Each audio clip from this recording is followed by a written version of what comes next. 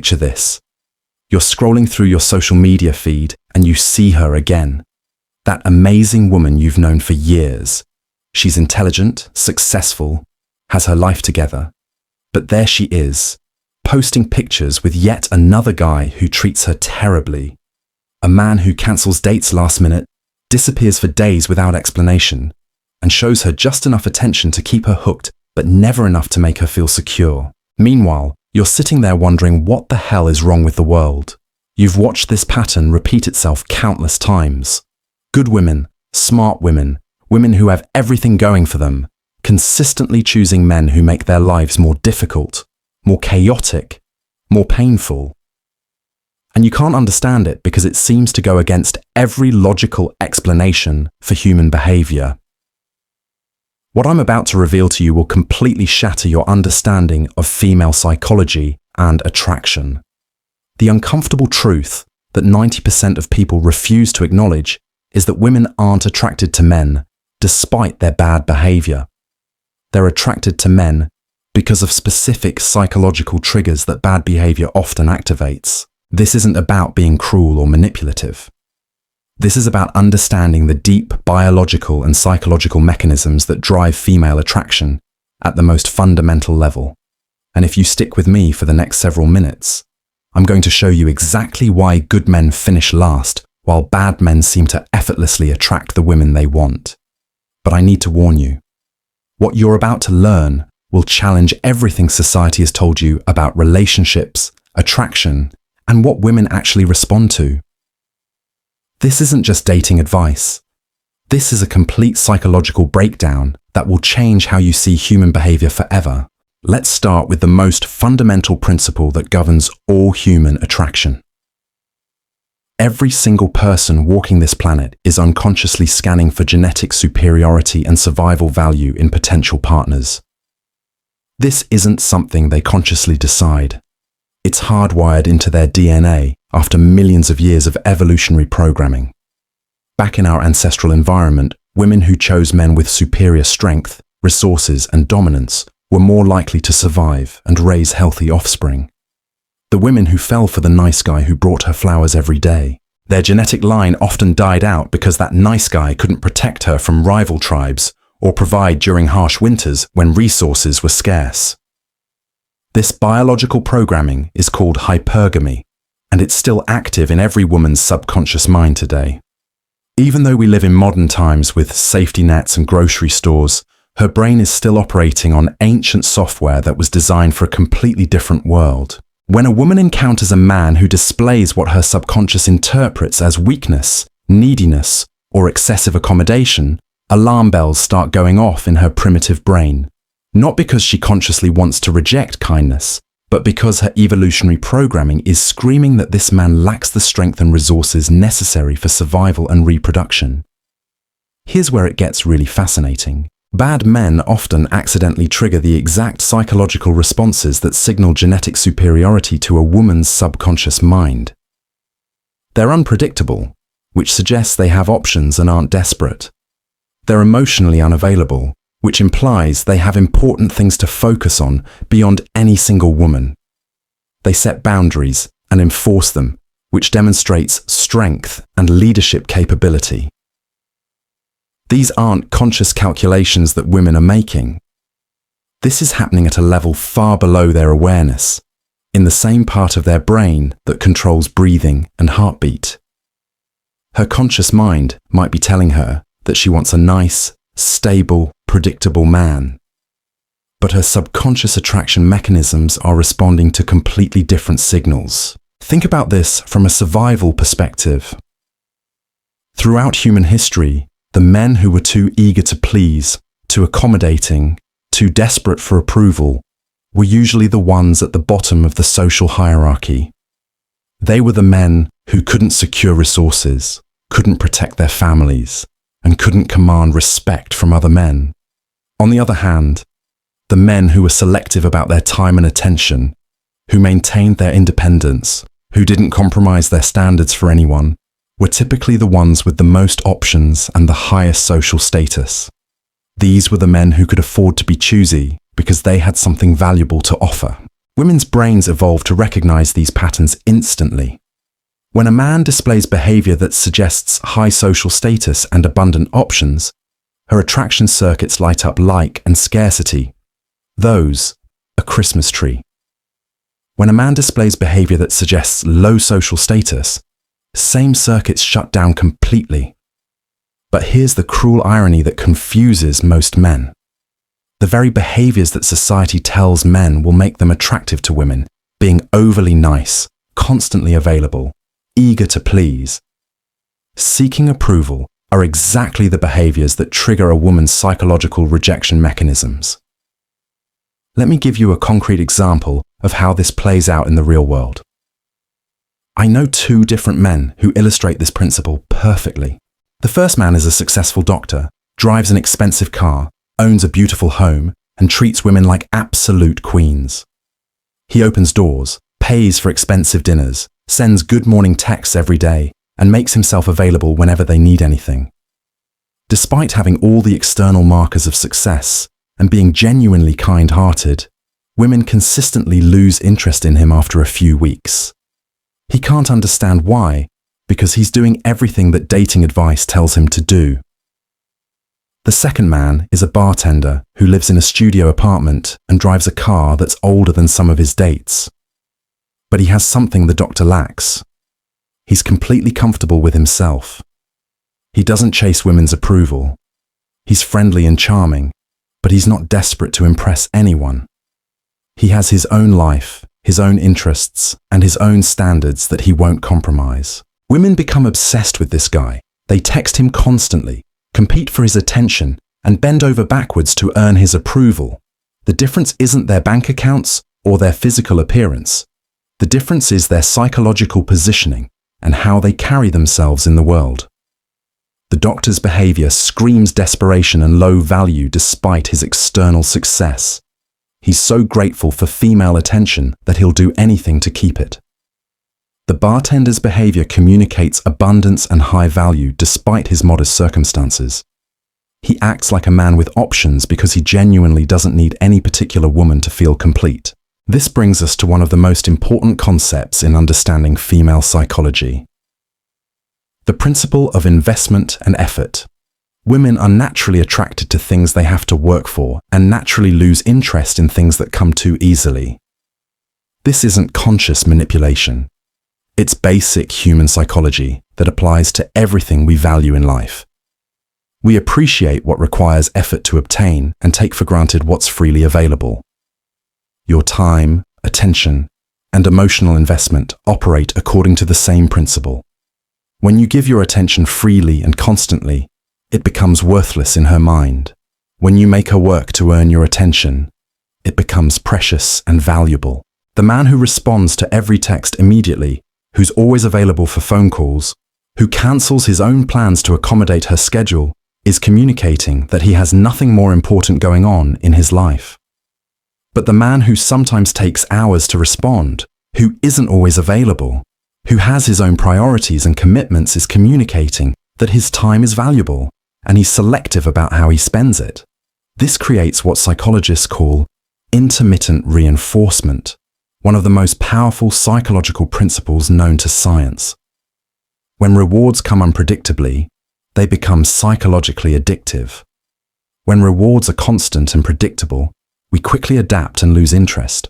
Bad men often accidentally create intermittent reinforcement patterns in their relationships. They give attention and affection inconsistently, which keeps women in a constant state of uncertainty and psychological investment. They're not trying to create of the most powerful psychological mechanisms in the addiction, but they're accidentally triggering one human brain. Meanwhile, nice men typically create what's called continuous reinforcement. They give consistent, predictable attention and affection, which should theoretically be better, but actually causes women to lose interest because there's no psychological tension or uncertainty to maintain their investment. Here's where most men make their biggest mistake. They think that if they just love a woman hard enough, if they just treat her well enough, if they just prove their worth through their actions, she'll eventually appreciate them and fall in love. But this strategy backfires because it eliminates all the psychological elements that create and maintain attraction. When you make it obvious that you're completely smitten, when you put her on a pedestal, when you make her the center of your universe, you remove all mystery and challenge from the equation. She knows exactly how you feel, exactly what you'll do, and exactly how you'll respond to everything she does. This predictability is the death of attraction because it eliminates the psychological tension that keeps her mind engaged. When she can predict your every move, when she knows she has your complete devotion regardless of how she treats you, her brain stops investing mental energy in figuring you out. And when her brain stops investing energy in you, her attraction starts to fade. It's not that she's a bad person or that she doesn't appreciate your efforts. It's that her psychological wiring responds to uncertainty, challenge, and the need to earn something valuable, rather than having it handed to her freely. This is why women often say they want one thing but consistently choose the opposite. Their conscious mind genuinely believes they want security, predictability, and constant affection, but their subconscious attraction mechanisms are wired to respond to strength, independence, and selective availability. The disconnect between what women think they want and what actually generates attraction in their minds creates confusion for both men and women. Women can't understand why they lose interest in men who treat them well, and men can't understand why their best efforts seem to push women away. But here's the really dark part that nobody wants to acknowledge. Bad men don't just accidentally trigger these attraction mechanisms. Many of them instinctively understand exactly what they're doing, even if they can't articulate the psychology behind it. They've learned through trial and error that certain behaviors generate intense female interest, while others kill it completely.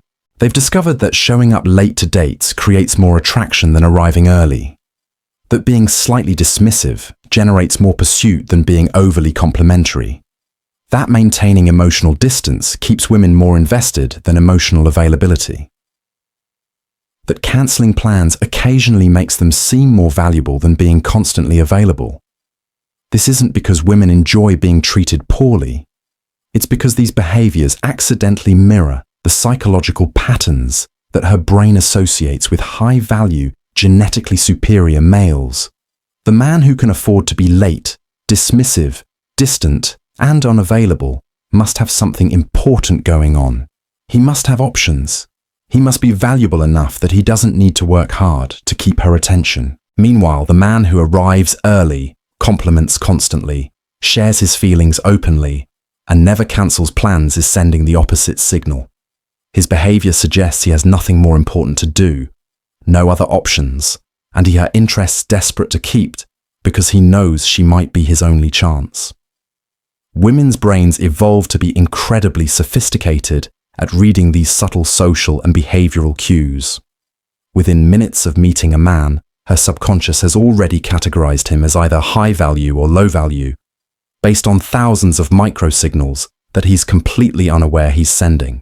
The way he carries himself, how quickly he responds to her tests, whether he seeks her approval, how he interacts with other people, whether he seems comfortable or nervous, how he handles rejection or criticism. All of these behaviors are being processed by ancient psychological programs that determine whether he gets placed in the mate-worthy category or the just a friend category. Here's what makes this even more complicated. Different types of bad behavior trigger different psychological responses, and understanding these distinctions is crucial for grasping why some toxic men have harems of women while others end up alone. The first type is what I call the dominant bad boy. This man is selfish, demanding, and expects the world to revolve around him, but he does it from a position of genuine confidence and self-assurance. He's not mean because he's insecure. He's difficult because he has high standards, and he's not willing to compromise them for anyone. Women's brains interpret this behavior as evidence of extremely high genetic value. A man who can afford to be difficult must have incredible resources, options, and social power. Her evolutionary programming tells her that if she can win over this selective, demanding man, she's secured access to superior genetics and resources. The second type is the mysterious bad boy. This man is emotionally unavailable, not because he's cruel, but because he has a rich inner world and important missions that take priority over romantic relationships. He's interesting, complex, and difficult to figure out, which creates psychological intrigue. Women become obsessed with solving the puzzle of his personality. They invest enormous mental energy trying to understand him, win his approval, and gain access to his emotional world. This investment creates attachment, and attachment creates the illusion of love. The third type is the rebellious bad boy. This man breaks by his own code rules, challenges authority, and lives regardless of what society expects from him. He represents freedom, excitement, and escape from the mundane predictability of normal life. Women are drawn to the adventure and intensity he represents. Being with him feels dangerous and alive in ways that being with conventional men doesn't. He offers an escape from the boring security of normal relationships into a world of passion and unpredictability. But here's the crucial distinction that most people miss. It's not the bad behavior itself that creates attraction. It's the underlying psychological qualities that bad behavior often signals. Confidence, independence, high standards, emotional strength, leadership ability, and abundance mentality. The problem is that most good men have been programmed to suppress these exact qualities in the name of being respectful, considerate, and politically correct. They've been told that confidence is arrogance, that independence is selfish, that having standards is judgmental, that emotional strength is toxic masculinity, that leadership is dom behavior, soination, and that abundance mentality is player. They end up displaying the opposite qualities. Insecurity disguised as humility, codependence disguised as caring, low standards disguised as acceptance, emotional weakness disguised as sensitivity, followership disguised as cooperation, and scarcity mindset disguised as loyalty.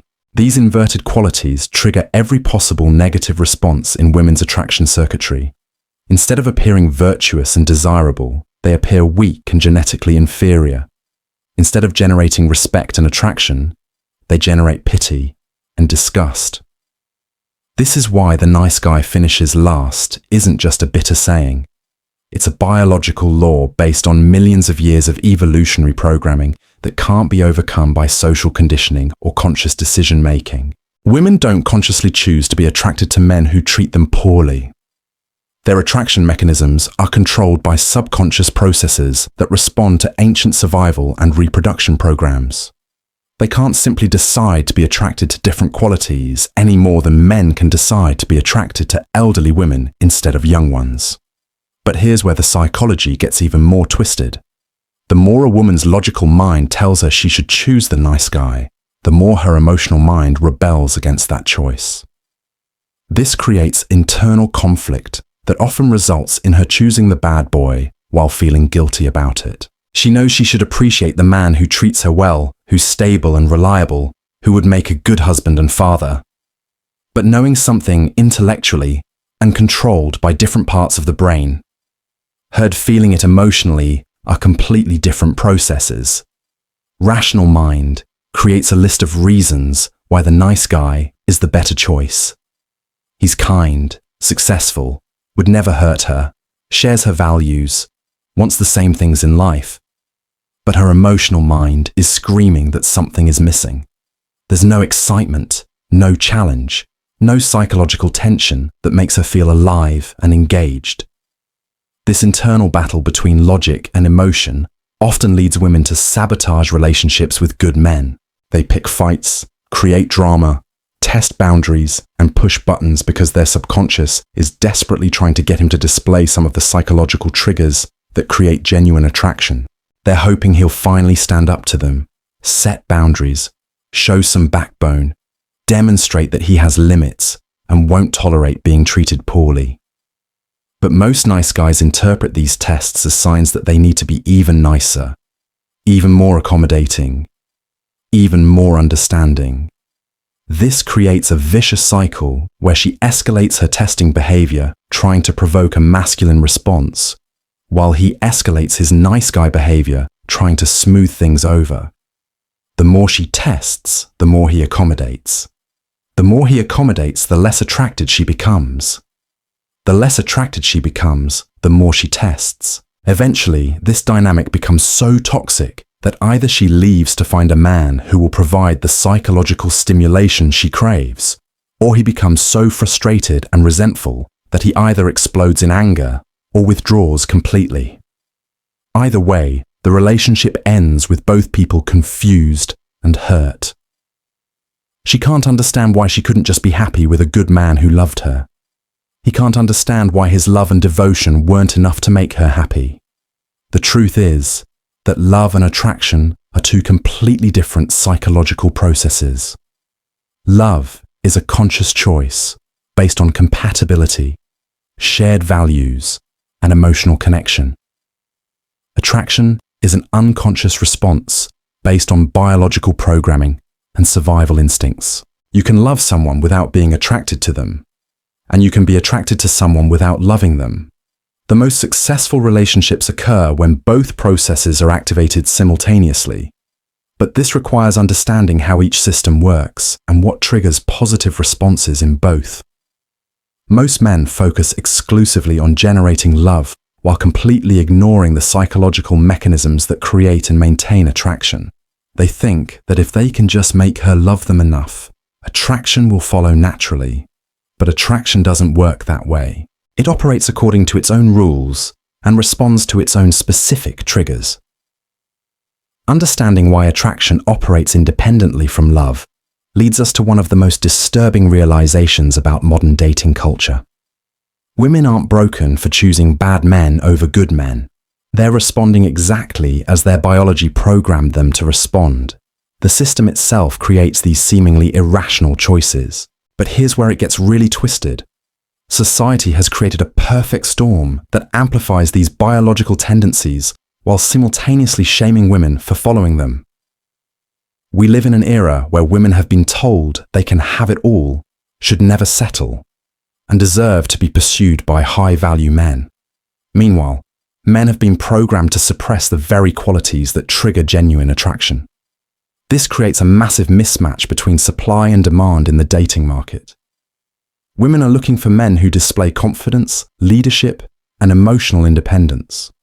But most men have been trained to display the opposite qualities in the name of being respectful and evolved. The result is a generation of women who find themselves consistently attracted to the small percentage of men who haven't been domesticated by social conditioning. These men stand out dramatically in a sea of apologetic, approval-seeking, feminized males. Their rarity makes them appear even more valuable than they actually are. Think about this from a marketplace perspective. If you were selling diamonds, and suddenly everyone else started giving diamonds away for free, your diamonds would become exponentially more valuable. Bad boys have become the diamonds of the dating world, not because they're inherently superior, but because authentic masculinity has become so rare that even toxic versions of it seem appealing by comparison. This scarcity principle explains why women will often choose a broke bad boy over a wealthy nice guy. The bad boy represents something that's become extremely rare in modern society. A man who isn't seeking her approval, who doesn't apologize for his desires, who maintains his masculine identity regardless of social pressure. Meanwhile, the nice guy represents something that's become common to the point of being worthless. A man who will sacrifice his identity to please her, who apologizes for existing, who's desperate for validation from anyone willing to give it. From a woman's subconscious perspective, the choice is obvious. Why would she choose something common and readily available when she could have something rare and difficult to obtain? Her brain interprets scarcity as value and abundance as worthlessness. This is why improving yourself externally, getting in shape, making more money, developing social skills rarely fixes the underlying attraction problem.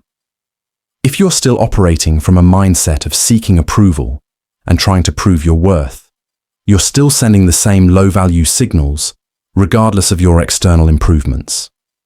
Women's attraction radars are calibrated to detect internal state, not external accomplishments. They can sense desperation, neediness, and insecurity, even when it's disguised behind success and good behavior. Their evolutionary programming is too sophisticated to be fooled by surface-level improvements. Here's what makes this situation even more psychologically complex. Women often find themselves trapped between their biological programming and their conscious desires for healthy relationships. They know intellectually that the bad boy is wrong for them. They can see that he's unreliable, selfish, and ultimately destructive. But their attraction mechanisms don't care about logic. This creates a form of cognitive dissonance that can drive women to behave in ways that seem completely irrational to outside observers. They'll defend men who treat them terribly while criticizing men who treat them well. They'll make excuses for toxic behavior while finding fault with healthy behavior. It's not that they enjoy being mistreated. It's that their brains have become addicted to the psychological stimulation that unpredictable, challenging men provide. Like any addiction, the rational mind knows it's destructive while the emotional brain craves more of the same stimulus. The intermittent reinforcement created by bad boy behavior triggers the same neurochemical responses as gambling addiction. The uncertainty of when the next reward will come creates a psychological high that consistent, predictable affection simply cannot match. A woman might receive a sweet text from her nice guy boyfriend every morning and feel nothing. But when the bad boy she's been seeing suddenly sends her a message, after 3 days of silence, her brain floods with dopamine and she feels more excited than she has all week. This isn't because she values the bad boy's message more intellectually. It's because unpredictable rewards trigger more powerful neurochemical responses than predictable ones. Her brain literally becomes chemically dependent on the uncertainty and drama, and understanding this helps explain why women often seem to lose interest in relationships once they become secure and predictable. It's not that they don't appreciate stability, it's that their attraction circuits are wired to respond to uncertainty, challenge, and the need to continuously earn something valuable. Once a woman feels completely secure in a man's affection, once she knows exactly how he'll respond to everything she does, once the outcome of the relationship feels predetermined, her brain stops releasing the neurochemicals that create the feeling of being in love. This is why so many women report feeling bored in relationships with good men. They're not bored because these men are actually boring. They're bored because predictable stimulation doesn't activate their psychological reward systems in the same way that unpredictable stimulation does. The tragedy is that this biological programming was designed for a world that no longer exists. In our ancestral environment, unpredictable men were often the ones with the most resources and options. They could afford to be selective because they were genuinely valuable. But in the modern world, unpredictable behavior is often a sign of psychological instability rather than high value. The man who disappears for days isn't necessarily busy conquering the world. He might just be playing video games or sleeping with other women. The man who's emotionally unavailable isn't necessarily focused on important missions. He might just be emotionally damaged or narcissistic. Women's ancient programming can't distinguish between genuine high-value behavior and fake high-value behavior. Their attraction mechanisms respond to the signals regardless them. This of what's actually producing creates a situation where genuinely high-value men who happen to be emotionally available and considerate are perceived as low value, while genuinely low-value men who accidentally display the right behavioral patterns are perceived as irresistibly attractive. The most successful players in the modern dating game are often men who have figured out how to artificially trigger these attraction mechanisms without actually possessing the qualities that these mechanisms were designed to detect. They've learned to create artificial scarcity by being selectively unavailable. They manufacture mystery by revealing little about themselves. They generate challenge by being difficult to please. They simulate high value by acting like they have better options. These men understand that attraction isn't about being good. It's about triggering specific psychological responses. They've essentially hacked the female attraction system by providing the signals without the substance. This is why dating coaches who teach men to be more mysterious, more challenging, and less available often get better results than therapists who teach men to be more emotionally available and communicative. They're working with female psychology as it actually exists rather than as we wish it existed. But here's the really insidious part. This dynamic doesn't just affect romantic relationships. It shapes women's behavior in all areas of life. Women who are addicted to the psychological stimulation of challenging men often find themselves unable to appreciate stability and consistency anywhere. They become addicted to drama, chaos, and emotional intensity. They interpret calm as boring, predictability as stagnation, and emotional stability as lack of passion. This addiction to stimulation can destroy their ability to build lasting relationships, stable careers, or peaceful lives. The women who chase bad men aren't just making poor romantic choices. They're often trapped in a psychological pattern that prevents them from finding satisfaction in any area of life that requires patience, consistency, and delayed gratification. This helps explain why so many intelligent, successful women seem to make terrible relationship choices repeatedly. It's not that they can't recognize good men. It's that their psychological reward systems have become so dependent on intensity and uncertainty that healthy relationships feel emotionally flat by comparison. They've essentially trained their brains to associate love with struggle, passion with pain, and commitment with loss of freedom. Any relationship that doesn't provide constant drama and emotional, this pattern requires understanding that these is missing. Breaking roller coasters feels like something intense. Feelings aren't actually indicators of compatibility or genuine connection. They're neurochemical responses to psychological stimulation that can be artificially triggered by anyone who understands the mechanisms involved. Real love, the kind that builds lasting relationships and genuine happiness, often feels quieter and more stable than the explosive passion women have been conditioned to expect. It requires appreciating consistency over excitement, depth over intensity, and character over charisma. But making this shift requires rewiring psychological patterns that have been reinforced by millions of years of evolution and decades of personal experience. It's not impossible, but it requires conscious effort and often professional help to overcome the addiction to toxic relationship patterns. The men who understand these dynamics have a choice. They can exploit this knowledge to manipulate women's attraction mechanisms, this understanding, to become for short-term gain. Or they can use genuinely high-value men who naturally trigger healthy attraction responses. The difference between manipulation and authentic attraction is that manipulation provides the signals without the substance, while authentic attraction develops the actual qualities that these signals were designed to detect. A truly high-value man doesn't need to artificially create scarcity because his time is genuinely valuable. He doesn't need to manufacture mystery because he has a rich inner life worth discovering.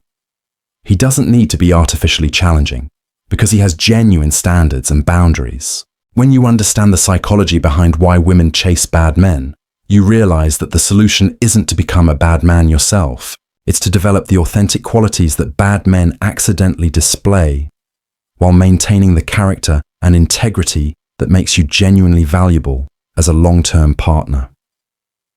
This requires a fundamental shift in how you think about attraction and relationships. Most men operate from a mindset of scarcity and desperation. They believe that opportunities with women are rare and precious, so they must do everything possible to avoid losing any chance they get. This desperation seeps into every interaction and kills attraction before it can even begin. The man who naturally attracts women operates from abundance.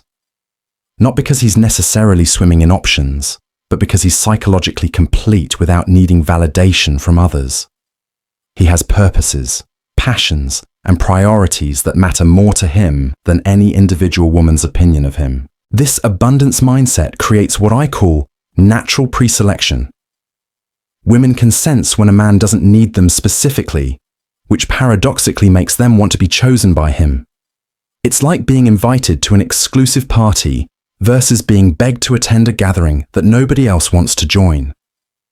The same invitation feels completely different based on how it's presented. Here's where most men get confused about confidence. They think confidence means being loud, aggressive, or dominating conversations. But real confidence is much quieter and more powerful. It's the ability to be completely comfortable with who you are, regardless of external circumstances or other people's reactions. The confident man doesn't need to prove his worth through stories, accomplishments, or impressive displays. His worth is self-evident through how he carries himself, how he responds to challenges, and how he treats both himself and others. This inner certainty is incredibly rare and therefore incredibly attractive. But confidence alone isn't enough.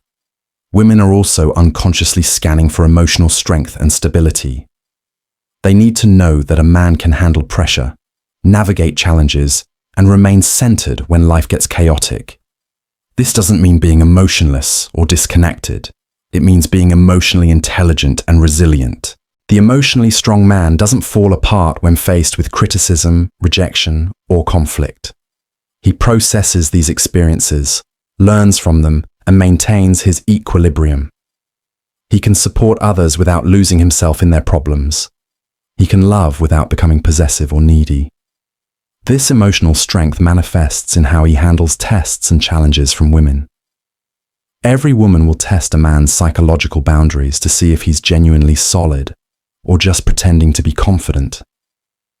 These tests might come in the form of attitude, unreasonable demands, or attempts to provoke jealousy or insecurity.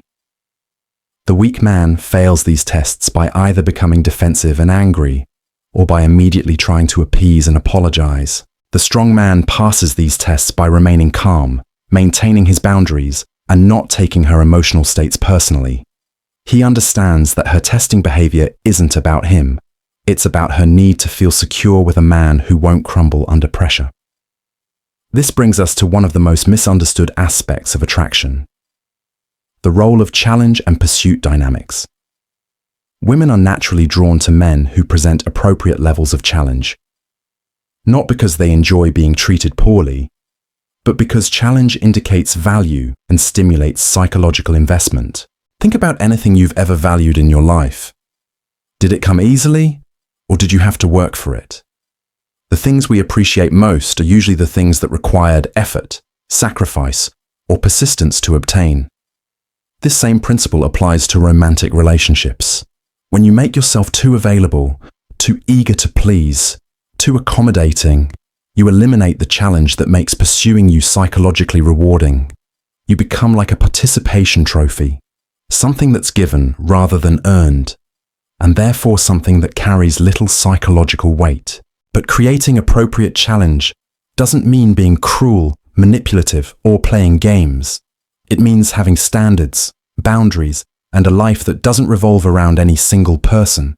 It means being selective about who gets your time and attention, not because you're trying to manipulate anyone, but because you genuinely value yourself and your resources. The man who creates healthy challenge has interests, goals, and commitments that sometimes take priority over immediate romantic opportunities. He's not trying to be difficult. He's simply living a full life that naturally creates some scarcity around his availability. This scarcity isn't artificial or manufactured.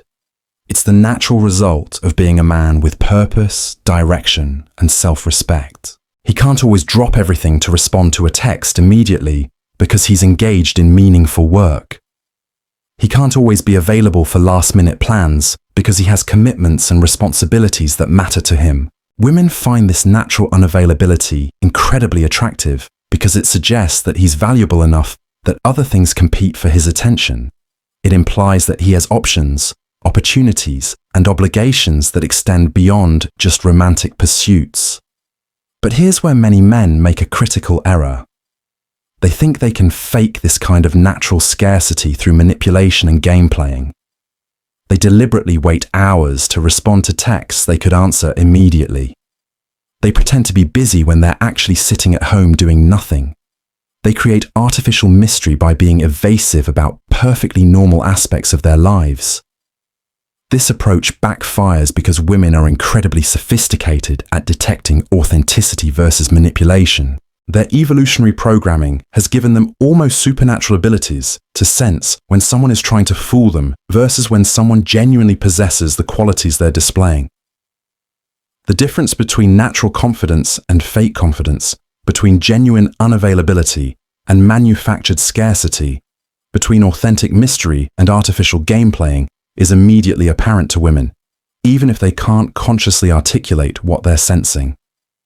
This is why studying pickup techniques and manipulation strategies often makes men less attractive rather than more attractive. They start operating from their head instead of their heart, calculating their responses instead of being genuine, trying to create impressions instead of simply being themselves. Women can sense this inauthenticity immediately, and it triggers their psychological defenses. They know something feels off, even if they can't put their finger on exactly what it is. This creates discomfort and suspicion, rather than attraction and trust. The men who naturally attract women aren't thinking about attraction at all. They're focused on building meaningful lives, pursuing important goals, developing their character, and contributing value to the world around them. Their attractiveness is a byproduct of their personal development, rather than the primary objective. This is why the advice to work on yourself is both completely right and completely misunderstood. Most men interpret this to mean improving their external circumstances, getting in better shape, making more money, developing social skills. While these improvements can help, they miss the deeper point. Working on yourself means developing into the kind of person you are. It means becoming someone would respect an Adam whose opinion of himself doesn't depend on external validation or approval from others. It means building character, integrity, and inner strength that can withstand life's inevitable challenges and setbacks. When you become this kind of person, you naturally start displaying the psychological qualities that women find attractive. You become confident because you have legitimate reasons to be confident. You become selective because you have standards and self-respect. You become challenging because you have important things to focus on beyond any individual relationship. This transformation doesn't happen overnight, and it's not always comfortable. It requires facing uncomfortable truths about yourself, breaking old patterns that no longer serve you, and developing new habits that align with the person you want to become. But the men who do this inner work discover something remarkable. They stop caring so much about whether any particular woman finds them attractive because their sense of worth no longer depends on external validation. This psychological shift is incredibly liberating and, ironically, incredibly attractive. When you're not desperately seeking approval, when you're not afraid of rejection, when you're not walking on eggshells trying to avoid saying or doing the wrong thing, you can finally be yourself authentically. This authenticity is magnetic because it's so rare in a world full of people trying to be what they think others want them to be. The authentic man attracts women who are actually compatible with who he really is, rather than women who are attracted to a facade he's trying to maintain. This creates the foundation for genuine connection rather than superficial attraction based on false impressions. But authenticity without strength is just weakness disguised as honesty. The authentic man must also be strong enough to maintain his identity under pressure, wise enough to make good decisions, and mature enough to handle the responsibilities that come with influence and attraction.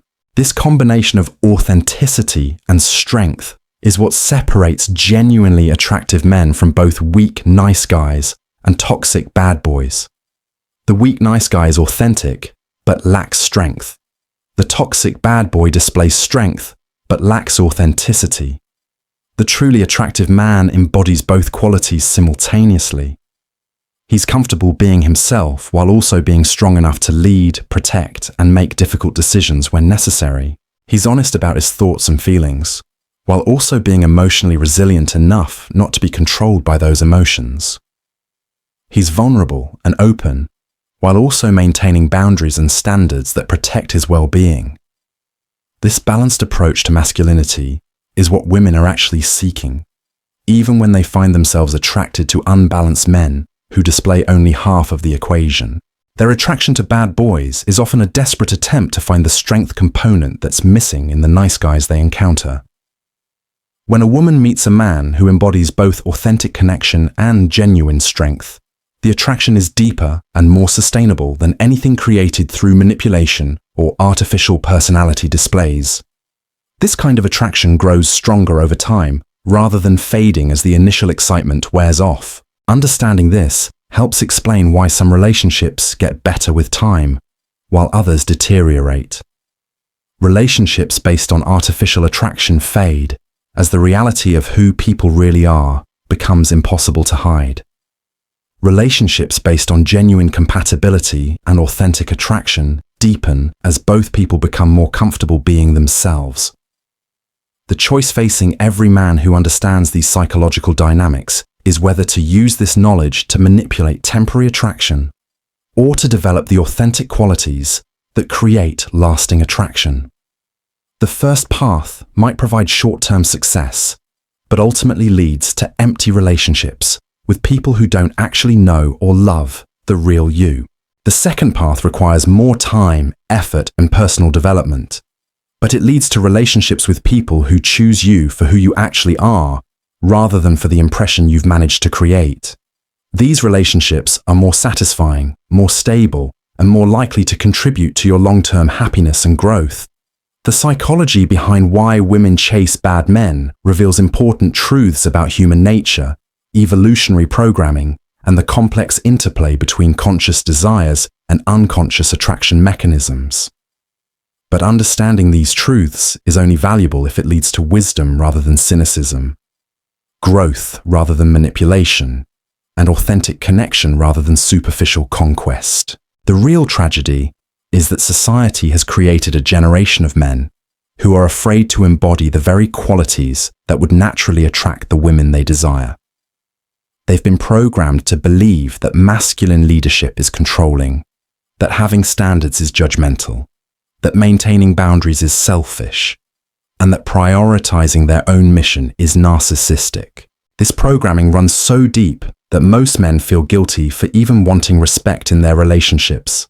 They apologize for having preferences, compromise their values to avoid conflict, and sacrifice their own needs to keep the peace. They've internalized the message that good men should be grateful for whatever attention they receive and never expect anything in return. But here's what this psychological castration actually accomplishes. It creates men who are so desperate for validation that they become repulsive to the very women they're trying to please. Their neediness seeps through every interaction like a desperate cologne that no amount of external success can mask.